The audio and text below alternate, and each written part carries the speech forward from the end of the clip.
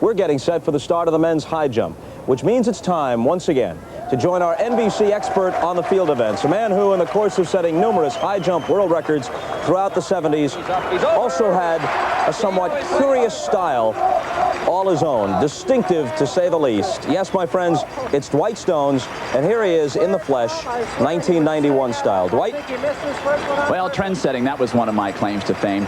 You know, Bob, it was a real thrill being part of that historic long jump competition on Friday, but I'd be lying to you if I said I haven't been looking forward to this men's high jump competition since we arrived in Tokyo. And today's final has all the elements present to produce a truly memorable competition. The defending champion, Patrick Sjöberg of Sweden, is here, and he says he's ready. But these are the guys who I think will really be in contention for the medals. First, the world record holder from Cuba, Javier Sotomayor, the only man in history to ever clear 8 feet. It's not likely that he'll suffer the same drop-off in performance as some of his Cuban teammates have since winning the Pan American Games in Havana earlier this month. The next two guys are Americans. Last year's #1 in the world, Hollis Conway. He set the American record in winning the World Indoor Championships in Seville in March. And the recent outdoor American record setter, Charles Austin. He jumped 7:10.5 in our Zurich show 3 weeks ago, and that equaled the best mark in the world in 1991. Now, I'm going to go out on a limb a little bit.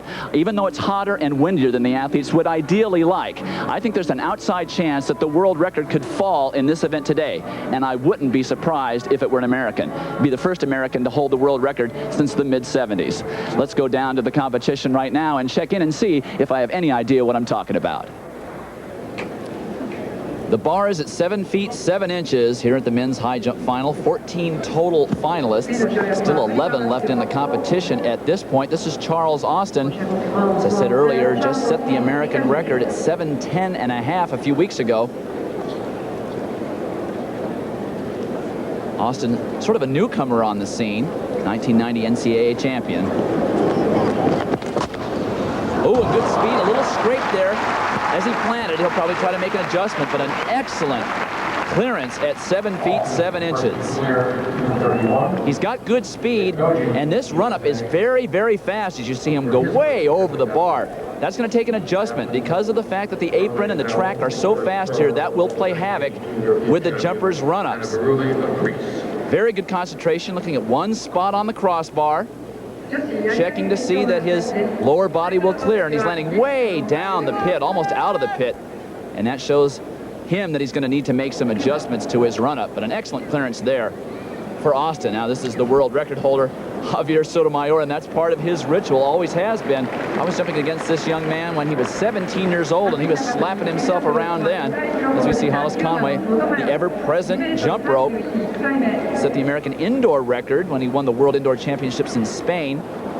This is Sotomayor's first jump at 7.7. He's been having trouble with his ankle all year long. He has it heavily taped, his jumping ankle. Ooh, and a brush for Sotomayor. He's so far away from the bar. I think he knows he got away with one there. You hate to have a miss at these intermediate heights because misses are so important when coming to determine who's going to get the gold, silver, and bronze in the high jump.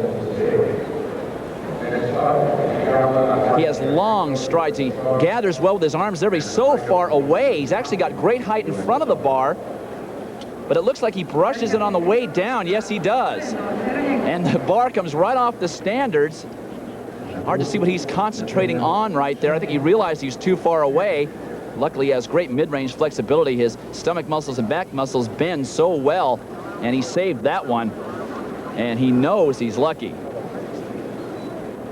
You know, high jumpers are an interesting group of athletes who occupy their time attempting to momentarily defy gravity, a special breed, contesting the shortest event in track and field. Concentration, dedication, drive, desire, discipline, focus, and intensity. Those are terms that define jumping over a 1-inch piece of fiberglass suspended over 7.5 feet in the air.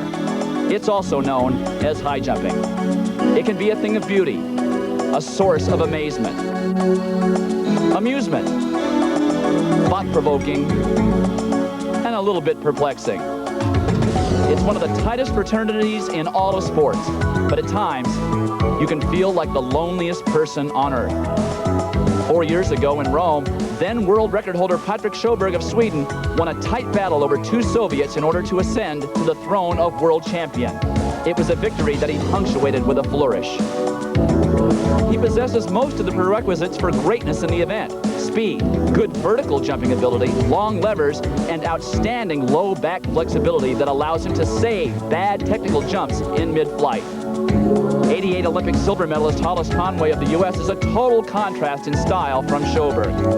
Conway relies on his natural basketball-like leaping ability in harmony with his excellent body position at takeoff to propel his 6-foot, 145-pound frame nearly 2 feet over his own head. The new kid on the block, American Charles Austin, who was the NCAA champion in 1990. At the Weltklasse meet in Zurich 3 weeks ago, he thrust himself into world championship medal contention with this clearance at 7'10½, a new American record that shocked most of the experts. Now, Austin is an interesting mixture of ingredients. Don't ask me why he has this hop in his run-up, but after that, he brings to the table a combination of talents. Among them, strength, quickness, and a great sense of body position that make him a threat to soar even higher. His high jump fraternity brothers refer to him simply as Soto, but admiration and respect are what is afforded Cuban Javier Sotomayor, due in large part to what he accomplished in San Juan, Puerto Rico just 2 years ago.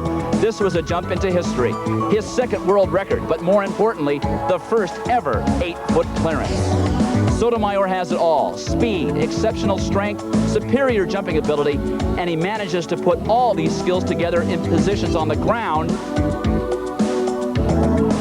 and over the bar that simply boggle the mind of mere mortals. It's not unusual to see him soar more than 4 inches over the bar.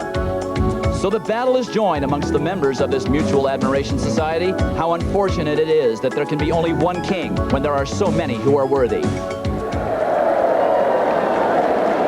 The bar is at 7'7", and Hollis Conway is unfortunately up for his 2nd attempt at this height, just missing on his 1st attempt. A miss that could come back to haunt him later. And over easily on the 2nd. He'll just have to find some way to make up that mistake later in the competition. That's all he can do. He can't get the miss back. He's so small, like a mosquito in this event. But great leaping ability, the ability to just jump up in the air off the ground. And he just clears with his back, but great clearance with his hips. Shows that he has a lot more in him. Now let's go back a moment to what is for me an unbelievable feat. Dalton Grant of Great Britain waited and waited and waited for this competition, and he started jumping at this height, 7'7". This is the highest successful starting height in the history of the event. He began jumping with a bar at 7 feet 7 inches. He feels it's the only way he has a shot at a medal. Now here's a man who's in trouble, the defending champion, Patrik Sjöberg. Last attempt at 7'7". And he's over with a slight brush. That's the kind of heart-wrenching experience you don't want to have when you're a contender for a medal at a world championship. Sjöberg, 6'7", 185 pounds, and he brushes slightly. He's having trouble adjusting his step here because the high jump apron is so fast. Has room to spare, but he's just taking off too far from the bar, much the same as Javier Sotomayor of Cuba. To be successful at the higher heights, they're going to have to move their steps up or back, depending on how the wind is blowing and how their speed is holding up. So all the players are over 7 feet 7 inches, but the battle has not even begun. They'll be jumping a lot higher than that this afternoon. Austin on the left, Conway on the right. We'll be back with more high jump and the men's 1,500 meters when we return.